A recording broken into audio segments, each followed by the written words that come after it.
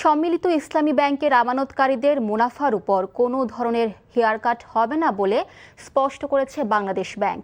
একই সঙ্গে আমানতকারীদের মধ্যে থাকা অস্পষ্টতা দূর করতে বিষয়টি স্পষ্টভাবে জানাতে ব্যাংকটির চেয়ারম্যান ও ব্যবস্থাপনা পরিচালককে নির্দেশ দেওয়া হয়েছে। সকালে গণমাধ্যমে পাঠানো প্রেস বিজ্ঞপ্তিতে এমন তথ্য জানায় বাংলাদেশ ব্যাংক। এতে জানানো হয়, গভর্নর মোহাম্মদ মুস্তাকুর রহমানের সঙ্গে সম্মিলিত ইসলামী ব্যাংকের চেয়ারম্যান কাজী সাইরুল হাসান ও ব্যবস্থাপনা পরিচালক আবেদুর রহমান শিকদার সাক্ষাৎ করেন। সাক্ষাতে গভর্নর হেয়ারকাট বাতিলের বিষয়ে নির্দেশনা দেন। কেন্দ্রীয় ব্যাংক জানায়, গত 29 ডিসেম্বর ঘোষিত স্কিম অনুযায়ী ইতিমধ্যে আমানতকারীদের অর্থ ফেরত দিচ্ছে সম্মিলিত ইসলামী ব্যাংক। পাশাপাশি আগামী 1 সেপ্টেম্বর থেকে ব্যক্তি আমানতকারীরা তাদের মেয়াদি আমানতের মূল অর্থ স্কিমে নির্ধারিত নির্দেশনার বাইরেও প্রয়োজন অনুযায়ী উত্তোলন করতে পারবে।